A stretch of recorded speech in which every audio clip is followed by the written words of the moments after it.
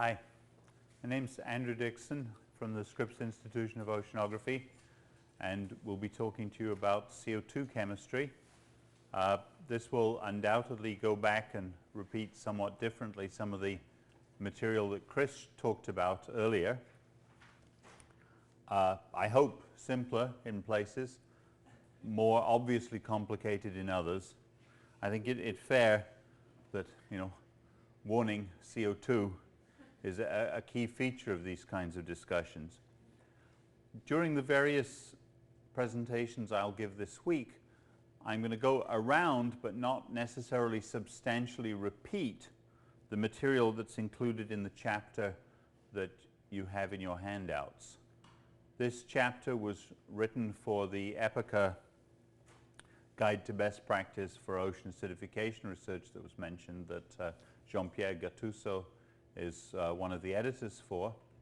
And I tried to put as much as possible in there as simply as possible. I'd certainly appreciate feedback when somebody sort of brings up and says, what the hell did you mean here? Because that would clearly indicate the areas in which I failed to do that. So every now and then you'll see this little symbol appear. What this implies is there's probably more to it than I just said.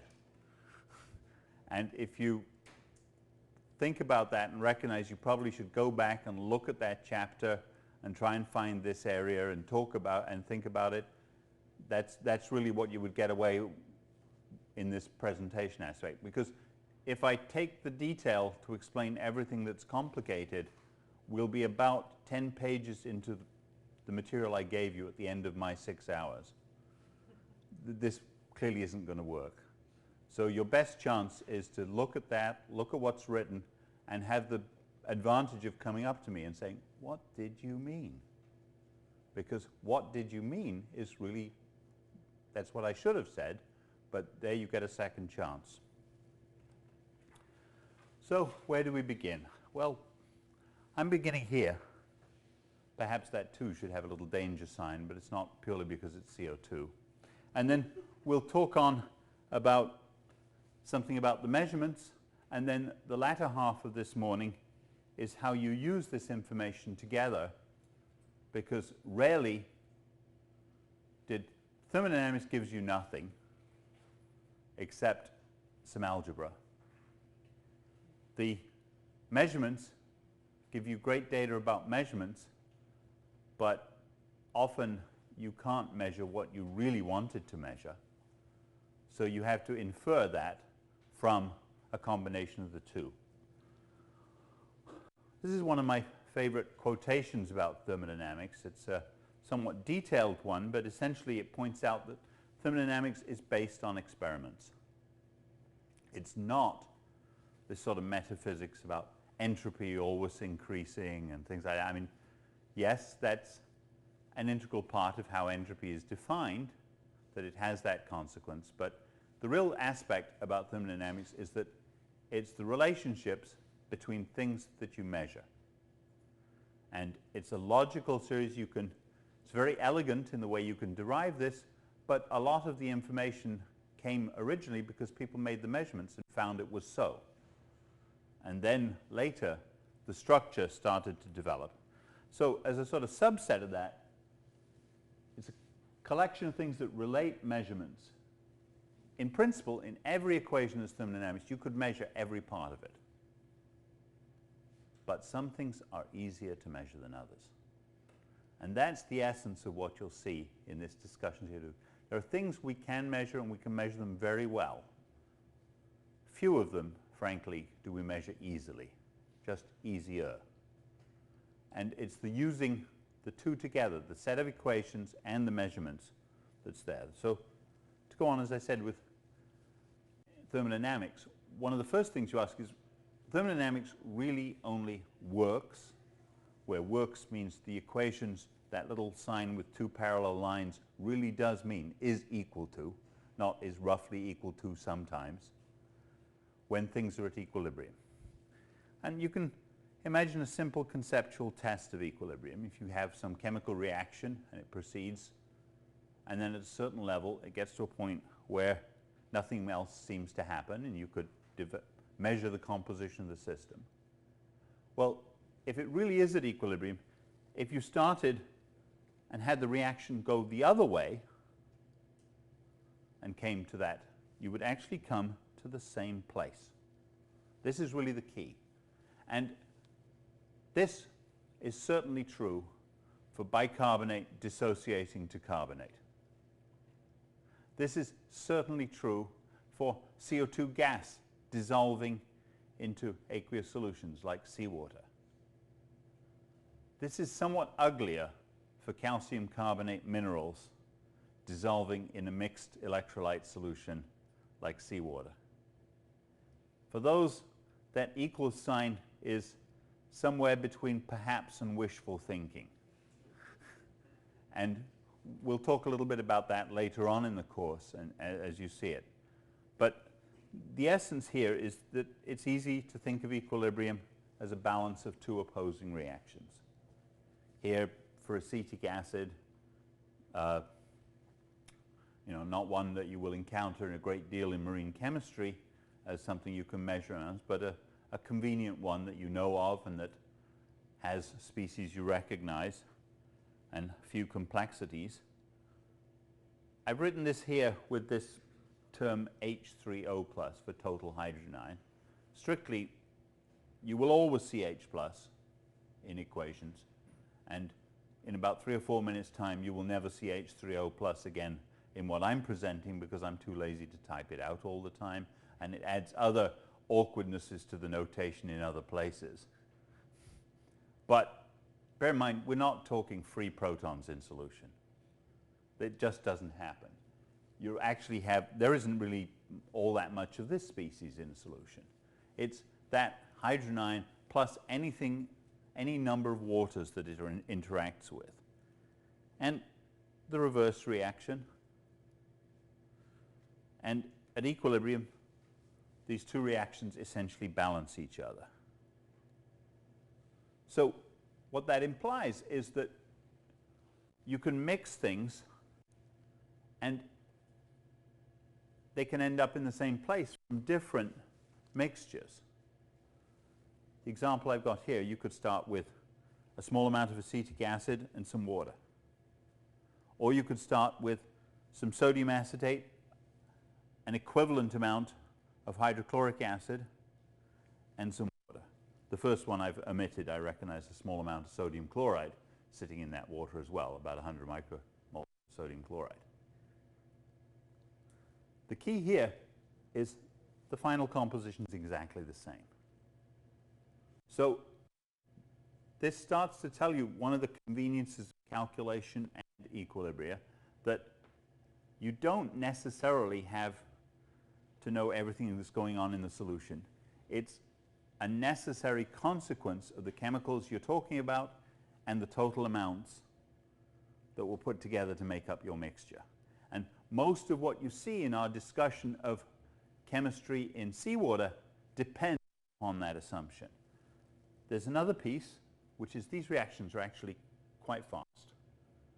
The exchange of hydrogen ion here is less than a microsecond before it's at equilibrium.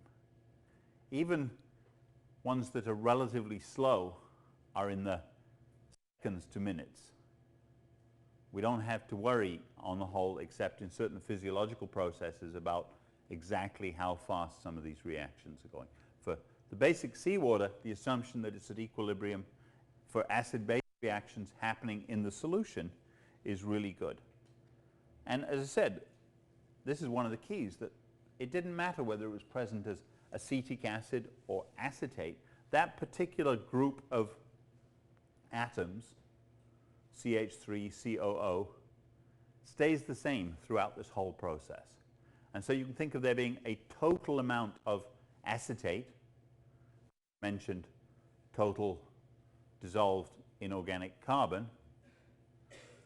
This total amount of an acid-base species, it becomes a very important part because it's not changed by this reaction. That total amount stayed the same.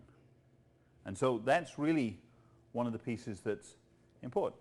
Now, what thermodynamics tells us is if it's at equilibrium, it's possible to reduce all the things, because you could imagine that getting quite complicated if you're worried about the kinetics and everything that's going on, to a particular system relating particular mathematical statements.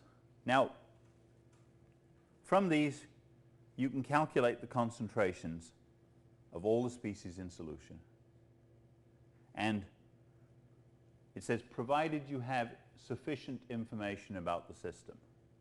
We'll come back to quite, for seawater, what sufficient information means. And what you'll always find is the answer is not quite enough. But you can get closer and closer to where you want to be. So an equilibrium constant. Well, really, the whole idea of thermodynamics and acid-base processes assumes there is such a thing. And really, one of the key features of thermodynamics is you can show that there has to be such a thing.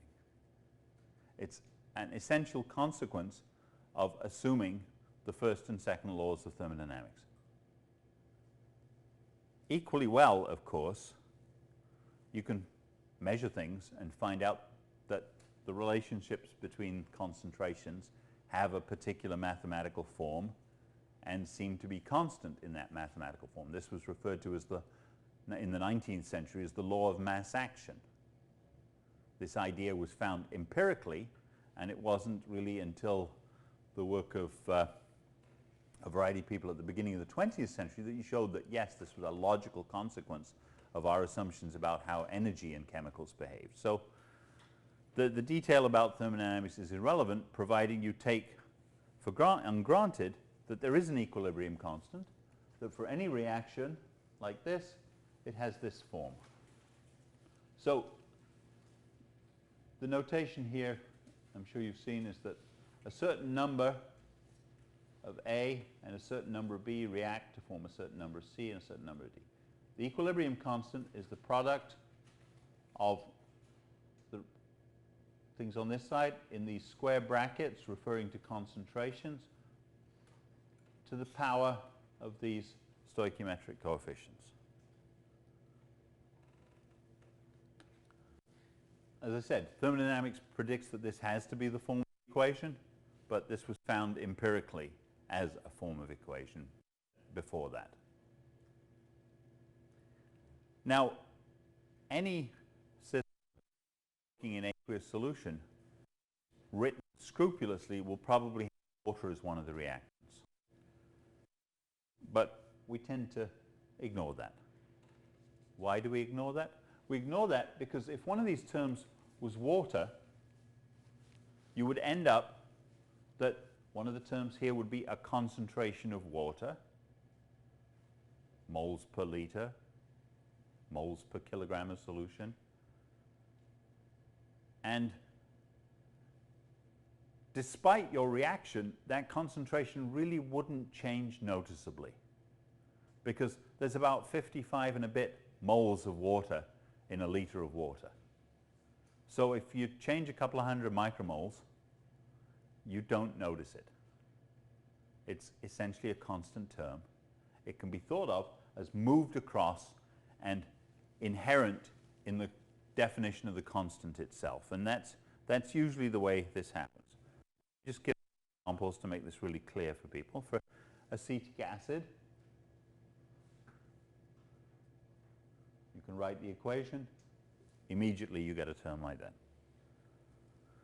For the self-dissociation of water, the equation is essentially the same, only now the acid form, the water itself, is no longer appearing in this, it's inherent in the equilibrium constant itself.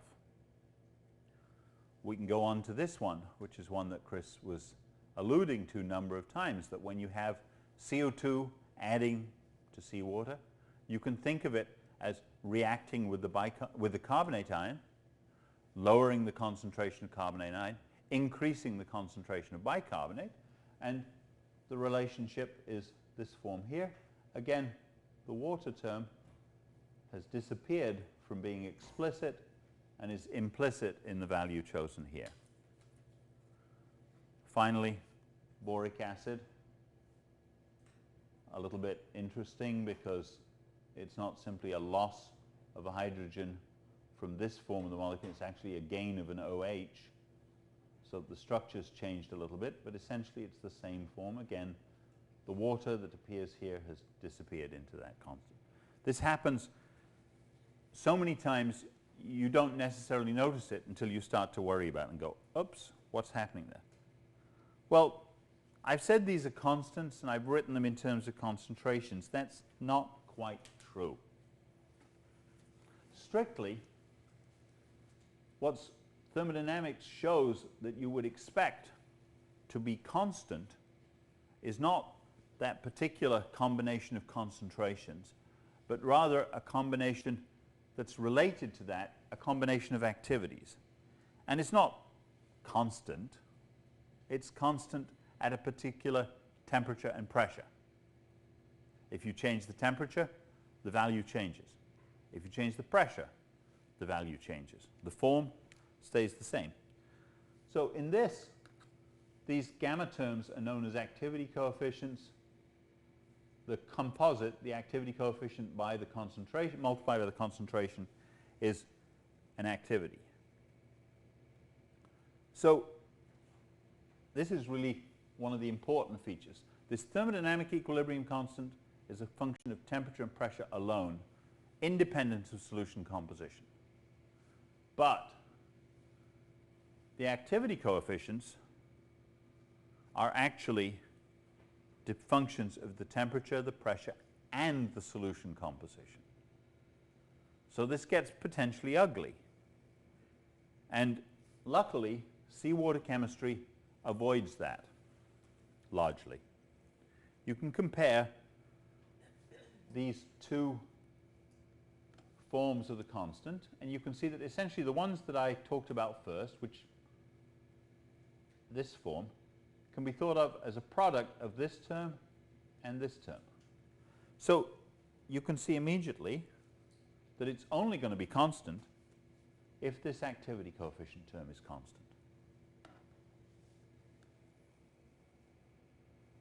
And that activity coefficient term, as I said, is a function of temperature, pressure, and solution composition. The beauty of looking at these reactions in seawater is that the activity coefficients depend upon the concentrations of the various things in seawater because it interacts. The activity coefficient of, let's say, carbonate ion depends on its interactions with all the other ions in seawater. But the interaction is going to be smaller if there's only a small amount of that ion in seawater and larger if there's a lot because it's weighted by the amount of the various ions in seawater. So it's dominated by the ions that are there in large amounts. Those of you that know the composition of seawater know that there's sodium, there's potassium, magnesium, calcium, chloride, sulfate. That's 99% of all the dissolved species in seawater. You can go beyond that, fluoride, strontium, things like that. These are now just small fractions of a percent. As a result, the activity coefficients, even though the amount of, let's say we were adding CO2 to seawater, CO2 plus carbonate made bicarbonate. So all those concentrations changed and myriad others beside, but focusing on those. However, we didn't change the bulk composition of seawater noticeably at all. So the activity coefficients, this term, stays constant. That makes seawater unusually special because suddenly we can make an assumption that these concentration products are actually constants. And the cost we get for that is that they are now not just functions of temperature and pressure, but they're also functions of solution composition. But because of the rather unique nature of seawater, solution composition to a very close approximation is simply the total dissolved solids, the salinity. And so these constants now become functions of temperature, pressure, and salinity. And for the rest of this, we're going to talk purely in terms of these concentration equilibrium constants. What I wanted to make clear here is that they're actually not quite constant, but good enough not only for government work, but for work funded by the government as well. They're not exactly functions of salinity. They're really functions of the complete composition of the solution. But again, salinity is close enough. And so we're going to talk about these as though they depend, as they're constants, they're functions of salinity, temperature, and pressure. And it's going to work out sensibly. Now, one other little wrinkle I perhaps should mention here is that I've been drawing these squared brackets and said concentration. Throughout any numerical discussion that I give, and I think that many others give because this is kind of built into the computer programs that they will be showing you, concentrations are measured in moles per kilogram of solution, not moles per liter, not mole fraction, not parts per million by weight, or any of, pounds per barrel. It's moles per kilogram of solution, or as we're often talking about small amounts, micromoles, 1⁻⁶ moles per kilogram of solution. This is not a standard usage of square brackets. Square brackets really, people just took that as an abbreviation for concentration, and in most things you will read in generally, they're moles per liter because most people measured concentrations that way. For seawater, the moles per kilogram is really desirable because moles per kilogram of solution is also independent of temperature and pressure. You can have an amount of solution that you took up from the deep sea, and it's freezing cold and a little bit squeezed, and bring it on deck and measure something. If you report it as moles per kilogram, and if it was something that would not have been expected to change because of that change in temperature and pressure, then it will be exactly the same. This is the real convenience of this, and this is why we keep using it. And it's fair to say that I could have spent 3 to 4 lectures on what I've done in the last 10 minutes in that comment. So bear in mind, there's a lot more there, and if I confused you, please talk to me about it. And I can either confuse you further or limit that. So looking at acid-base equilibria, pH is defined minus the log of hydrogen ion concentration for seawater. I'll come back in a future lecture to explain that how much is hidden under the surface of this statement. The logarithm is decadic, base 10 logarithms.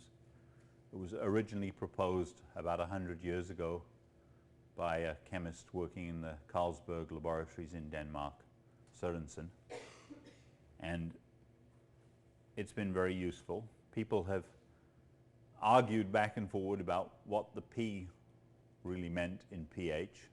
Some have hinted that it might be a multilingual kind of abbreviation, P for power or puissance or potence, whether you were in German or French or English. But it's not clear necessarily that Sørensen meant that if you try and really carefully look at his first papers. But it's a convenient way to think of it. So people got a little lazy and started using P for everything. You'll see this with equilibrium constants. People will refer to pK.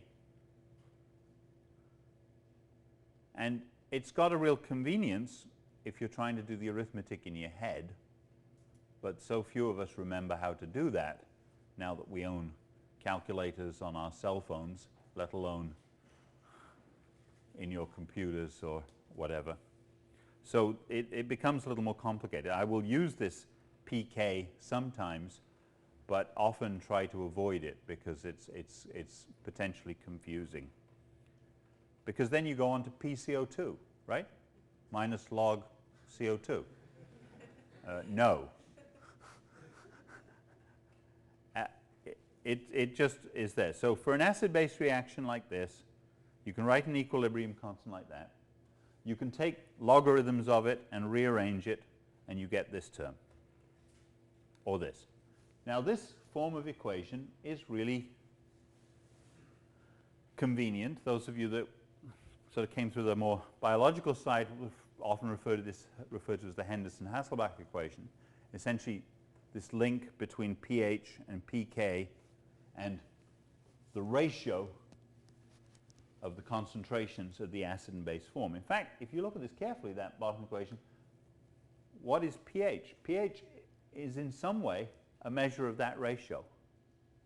It's got a constant offset particular to each acid-base pair, which is that pK term.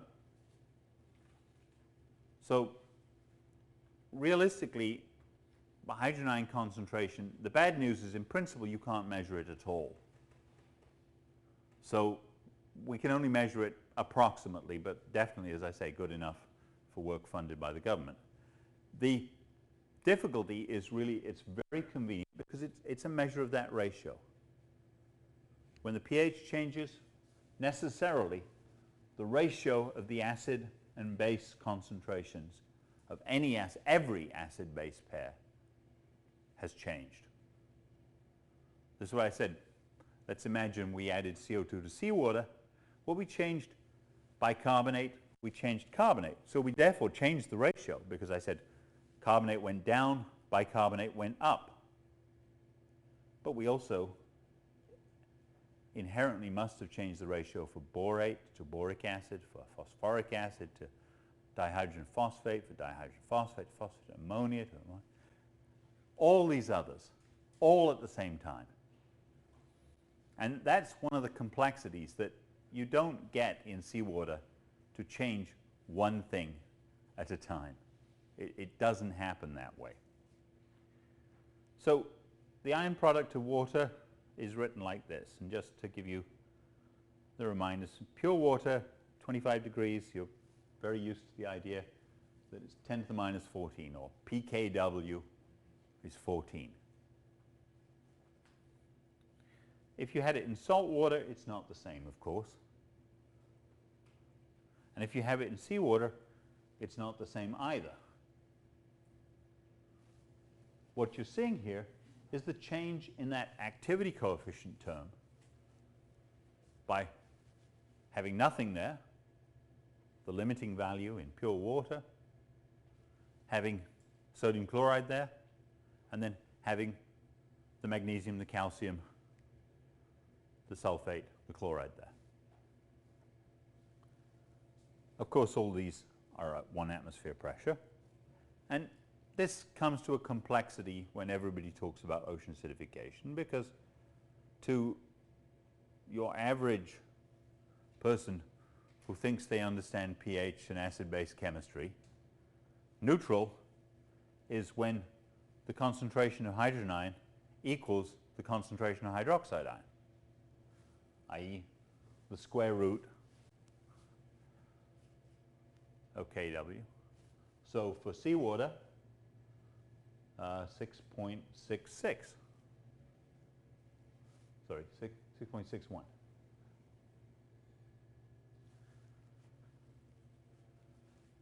Chris was pointing out pH ranges and discussions. You were never getting to this definition of neutral in any way, and it's not actually a very helpful definition of neutral the moment you put other acid-base species into the system.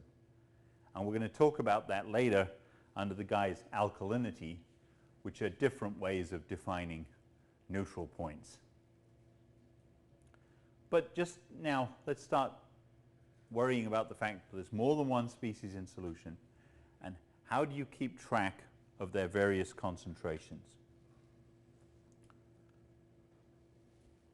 A very common approach are these simple plots, sometimes referred to as Bjerrum diagrams. But the plots come from the good old days when people owned graph paper but did not own computers. Many of us are in a different situation today, so what you see here is a graph drawn on a computer. which kind of takes it backwards. But you'll see from the simplicity of these graphs that in principle they could have been drawn very easily with a ruler if you weren't so good at drawing straight lines, or without if you were. So what does the concentration of hydrogen ion change in a solution just related to pH? Well, it's defined by that equation we said. So if you plot the concentration against the pH, nice straight line. If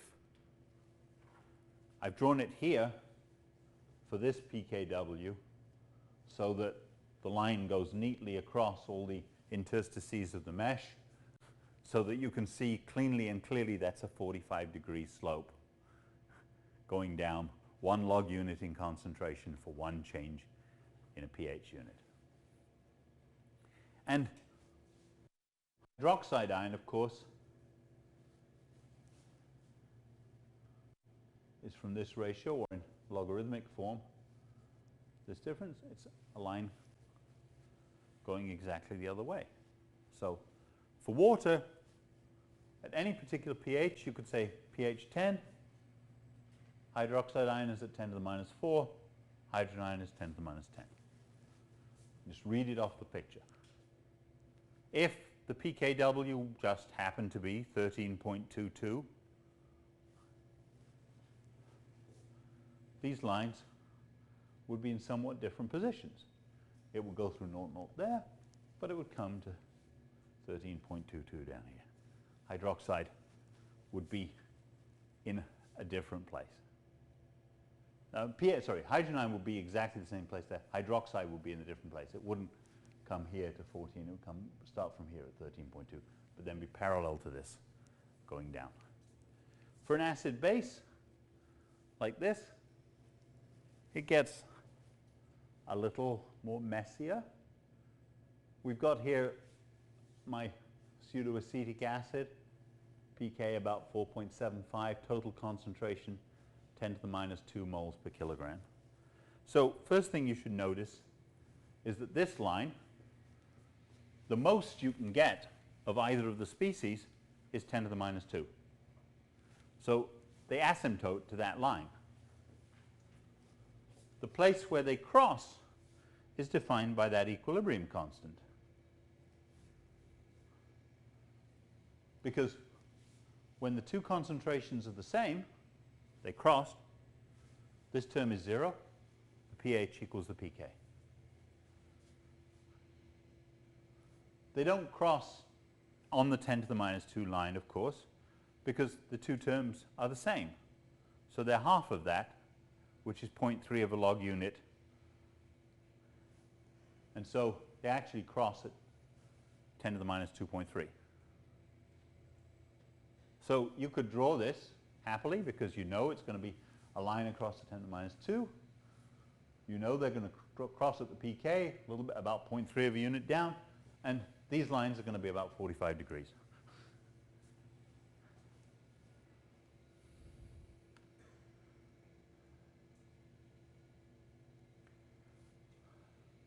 You can look more carefully at those lines and rearrange them in this kind of term. And you can see that as you go to the limit, that is where log HA is approximately equal to the total, that term goes out. There was minus 675 plus pH. So the pH line, hydrogen ion line is exactly the same. So this builds up reasonably straightforwardly. And with practice, you can do it quite conveniently because you end up like this. You say, okay, at pH 8. Well, pH 8, we're almost all acetate ion. There's about 10 to the minus 5 and a bit. You draw the graph nicely, you could get that bit more carefully of the HA. Hydrogen ion, of course, 10 to the minus 8. 10 to the minus 6. You can read at any pH on this.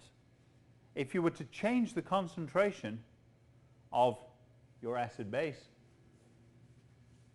this whole blue part would either move up if you increased it or down if you decreased it. So you start to get this feeling that, okay, I can get a lot of information from knowing the total concentration, the equilibrium constants. And that's really what I'm saying here, that's why we try to get these as the emphases that we look for, to know the equilibrium constants and the total concentrations. Now, let's go on and make it somewhat messier. Seawater. Carbon dioxide equilibria. Usually throw in a couple.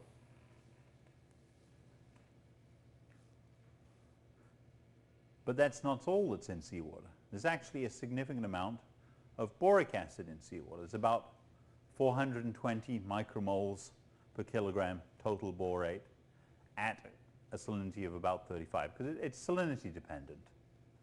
If you change the salinity, the amount of boron in seawater changes.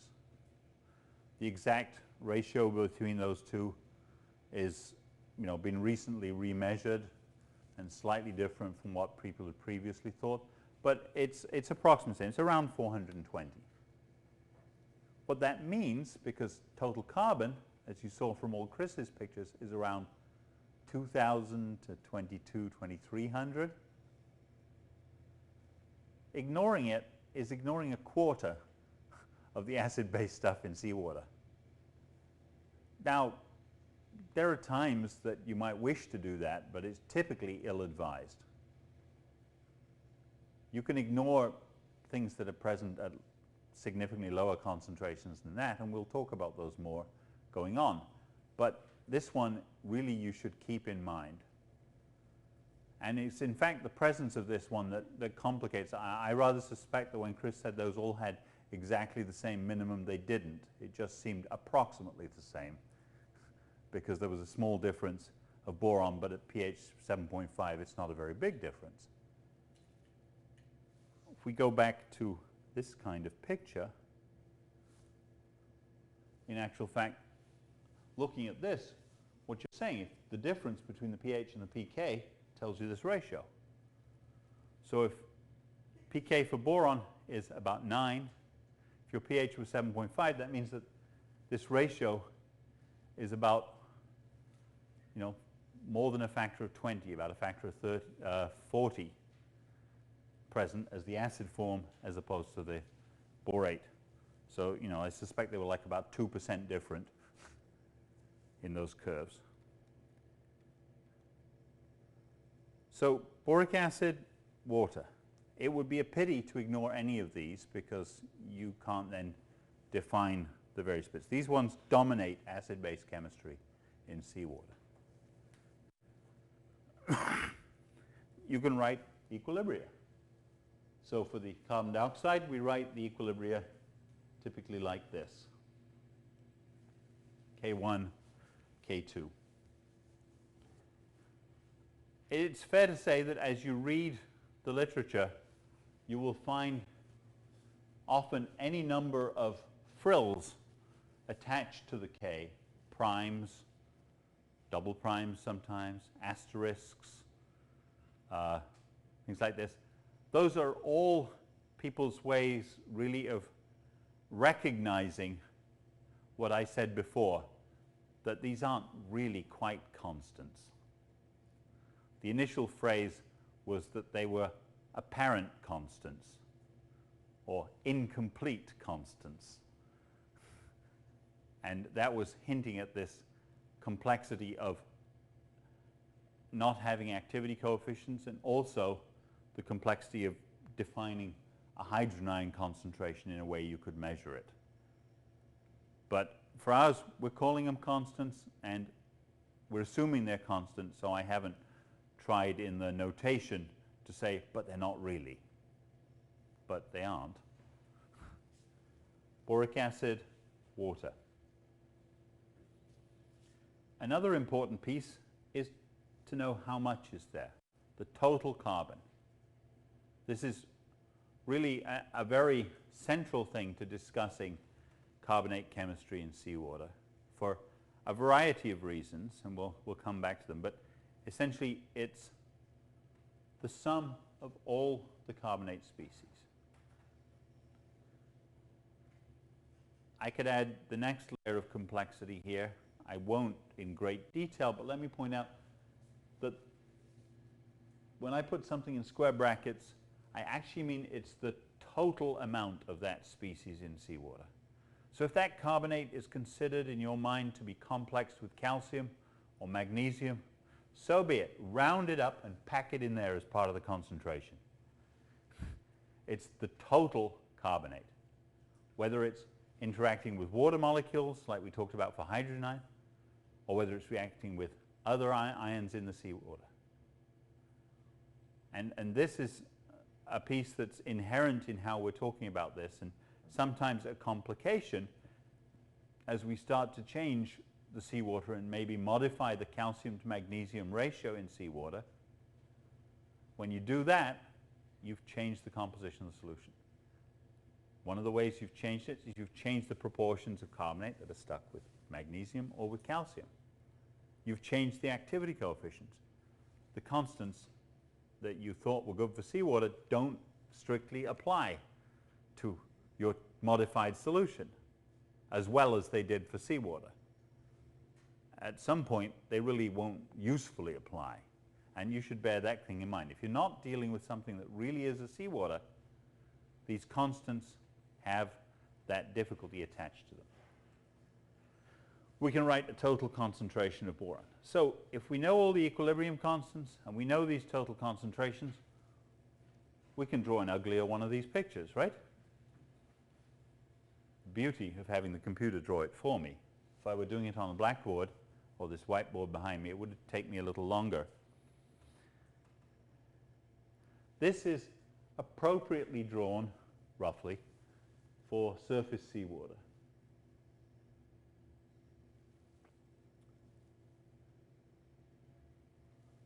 At 25 degrees centigrade. You know, reasonably comfortable for swimming in surface seawater. Probably unlike what's offshore here. So you see here again the red OH and H, but now they're explicitly using that pKW. So it starts here at 13.22, but goes down 45 degrees. For borate, which looks kind of like my original green one before, it's the same. There's only one acid-base equilibrium between them, but the pK here at 8.6, the total concentration of boron at about 420 micromoles per kilogram. Total carbon, drawn on, there's two pKs, and once we get to the point where we're past where there are two species, the slope of this line is no longer 45 degrees, but slopes down again, such that the sum of all three species at any point equals the total concentration. Now, there are two ways to think about this. One is that once it slopes down again like that, you really don't care. It's a minor species, and you can start ignoring it in your mind. The other is you can, draw it substantially more carefully. Now, this is getting, to my mind, complicated looking.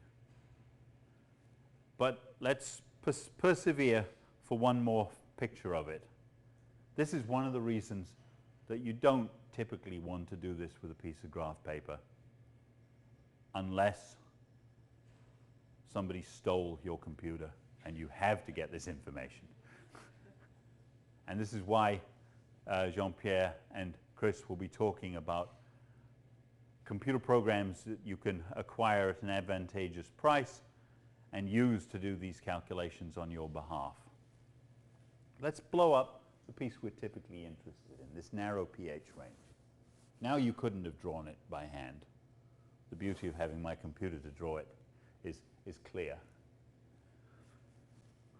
But the interesting thing to look at are the ratios. The ratio of this to this is defined by that difference, pH minus pK. At a pH of 8.1, that ratio is about 178, Chris mentioned it's about 1%. It's usually less than 1%. You see here, a bit more than 0.5%. Carbonate to bicarbonate for this particular 25 degrees, it's about 0.13. Again, it's this difference. It would be really easy if we were 1 pH unit away from the pK, then this ratio is 1 to 10. That mental arithmetic even I can still handle, despite many years of owning a calculator. The bad day when I had a calculator was when I realized I was pulling up to multiply something by 10. Since then, I've fought against that to keep parts of my mind still working, but only a little. So most of this is like this. You can look at this and you can say, at that pH, we're dominated by bicarbonate. There's a significant less carbonate ion, about an 1/8, 1/7 as much. There's about as much boric acid as there is carbonate ion. There's somewhat less borate, about 30% of the total boron is present as borate.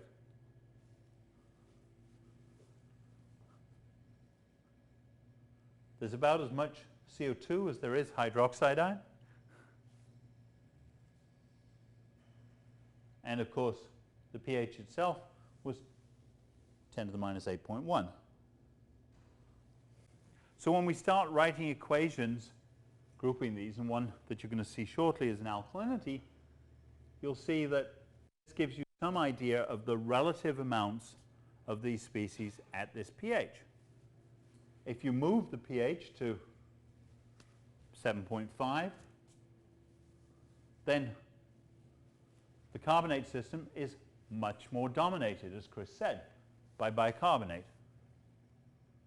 There is still a little bit of carbonate and CO2.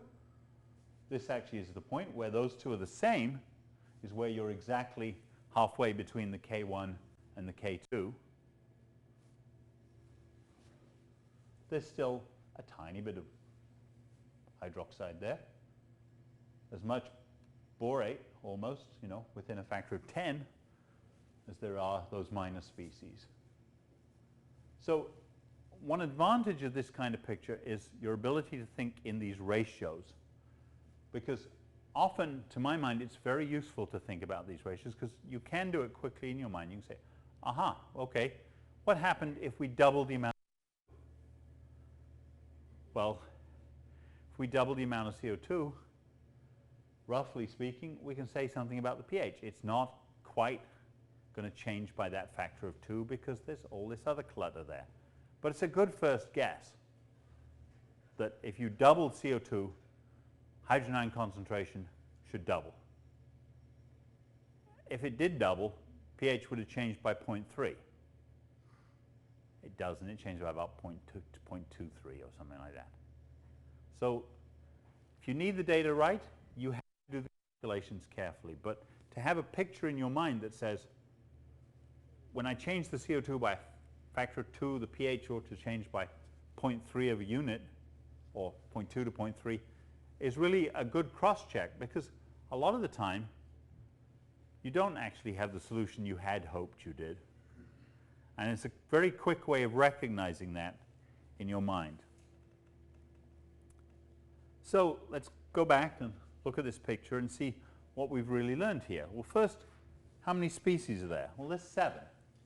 We've assumed that H2O is there, same comment I made, but it isn't changing noticeably as you change, say, the position of equilibrium.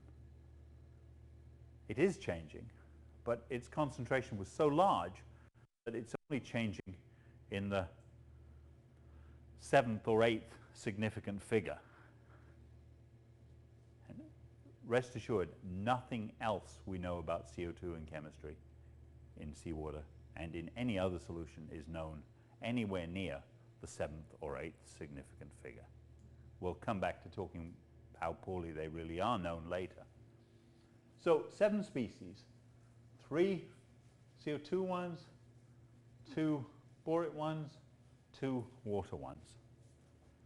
And we mentioned 4 equilibrium constants, functions of temperature, pressure, and salinity. Now, the total boron, I also said, is a function of salinity. Now, those of you that are swift with your algebra recognize you've not quite got enough information here yet. You've got 7 things you'd like to know, the concentrations of those species, but 5 things you do know. You need 2 more pieces of information. And in terms of this picture, the 2 I've been giving you all the time is I've said, oh, the total concentration of carbon is such and such, and the pH is such and such. So you could measure pH and total carbon, and you've got everything you need to infer all these other concentrations from the algebra underlying this picture. But as you'll see, there are other things that people have measured, that people do measure. There's 4 main analytical parameters that are involved in discussing this diagram. And they're not, this is sort of moving into the next section, talking about that the analytical parameters are not all equally cheap, equally fast, or equally easy. And as you see the equipment and as you hear about it, you'll recognize that. But, you know, becomes very cheap if you already own some of the equipment and you don't have the other equipment. So all kinds of things come into your mind as you're doing this. There's basically 4 things you measure: total inorganic carbon, pH, partial pressure of CO2, which is a somewhat uglier one, because this one, PCO2, is very often spoken about and not so pretty. It relies on the fact that there's an equilibrium between a gas phase and a water phase with its own equilibrium constant, which you could rearrange so that if you can measure the total amount of CO2, you're home free. But if you can measure the amount of CO2 that's in the gas phase, you can infer this directly. This first one, temperature and pressure independent. If you measure total carbon on moles per kilogram of water, change the temperature, all those species change. There's different amounts of bicarbonate, different amounts of carbonate, different amounts of CO2, but the total stayed the same. That's one of the real conveniences. These 2 are functions of temperature and pressure. In some ways, they seem nicer to measure because they're direct measures of individual species, but they have this added mess. And then there's another one, which is the alkalinity, which is this particular combination. And it too is temperature and pressure independent. And I think it's fair to say that this clearly is the question that ought to be in your mind. Why the hell would that particular mess of concentrations be temperature and pressure independent? Because he just pointed out that if we change the temperature, all those concentrations are going to change. Why should adding them up like that, some of this, 2 of those, a bit of the other, minus some of the rest, be a constant? And it's fair to say that that's for another day. The methods are described in gory detail in this book that Chris Sabine and I and Jim Christian put together. Here we try to take the idea that this is a cookbook. People say it's a cookbook. The bad news, of course, about a cookbook is it kind of assumes you know what you're doing before you start. When somebody says, you know, this is how you make such and such a dish with potatoes, they typically just say boil the potatoes, right? They don't say choose container with open top big enough to put potatoes in and large enough to hold 2 quarts of water. Carry to sink, usually dented object at far end of room, with device allowing addition of water. Figure out how to add water. You don't do this in a cookbook. You assume people know something. And sadly, that's true here too. And so one of the benefits of this course is perhaps to allow you to ask sufficient questions that you know enough to understand these kind of cookbooks, because that's a key feature. And let me just go quickly through the 4 methods and see how they're. First, inorganic carbon. As I said, it's temperature and pressure independent. The way it's usually done is you acidify the solution. When you acidify the solution, you change the pH. When you change the pH, all the carbonate goes to bicarbonate, then to the CO2 form. All the bicarbonate goes to CO2. It's all present when it's acidified, just as CO2. All? Of course not. Remember that diagram. There's going to be a certain amount of bicarbonate and a certain amount of carbonate, but very low concentrations. You get rid of it. You extract it into something you can measure it, and you measure it. And there's a couple of different ways. The one described in the guide I just showed you is referred to as coulometry. The CO2 reacts with something, we electrolyze it to measure how much CO2 was put in it. And you'll see an instrument like that, at least by Cinemar, at some point this week. Another way is you can measure with an infrared how much there is there. You'll see an instrument like that. Other, talk to Alec Wang. He has a system basically that's doing this. It's measuring the amount of CO2 there, largely by trying to measure the PCO2 using one of the ways of approaching that. For pH, there are 2 main methods. Number 1, pH electrodes. Not as straightforward as you might have hoped, and we'll talk about that more tomorrow. Spectrophotometry. With spectrophotometry, what you're actually measuring is the ratio of the acid and base forms of a dye. If you know that, you know the pK, you know the pH. It's the same equation we've seen multiple times. Partial pressure of CO2. You have to equilibrate it with a gas phase. You can then measure how much there is in the gas phase. Typically, you're measuring the concentration in the gas phase, the mole fraction, and the PCO2 is related to that mole fraction and to a total pressure. There are complexities if your machine says it's going to be easier to measure how much there is in the gas phase if I take the water out first, because strictly the water was there in that gas phase and therefore affected the total pressure, and therefore you have to allow for this. And this is the complexities. You can measure it instead of by infrared, by gas chromatography. The infrared is the more usual technique. You'll see that for a mooring type CO2 system based on this approach.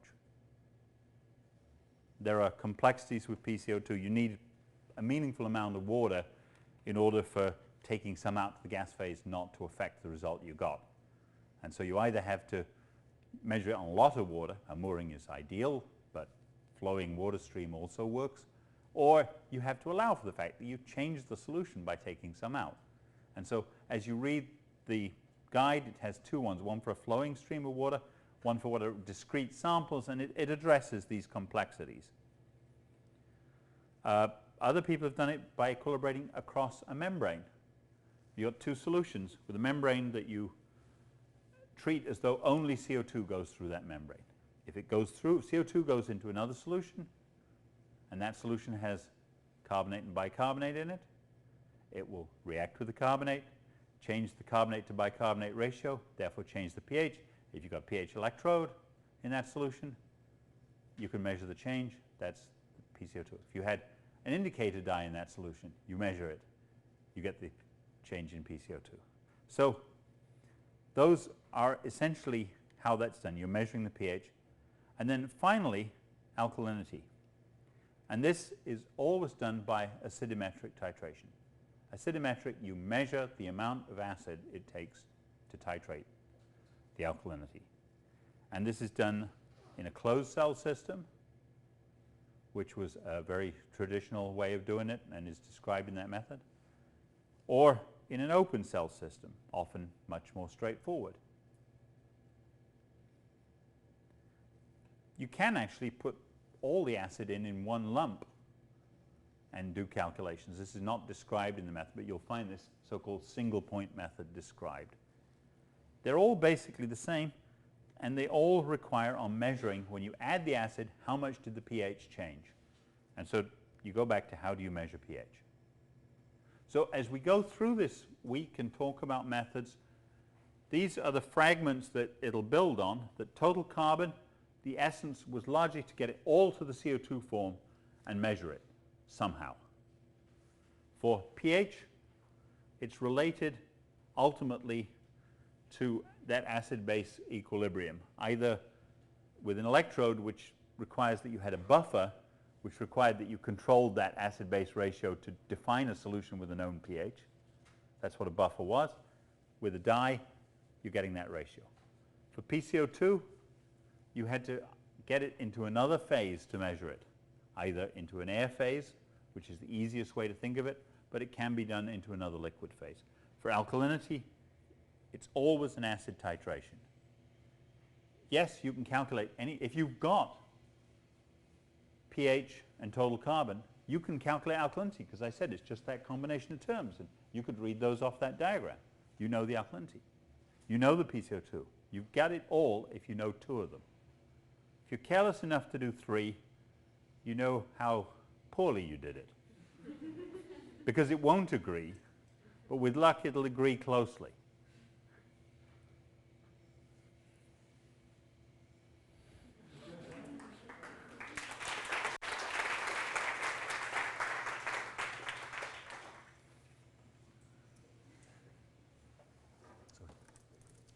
I think we'll let people give Andrew some questions during the break. There's going to be a coffee break out here just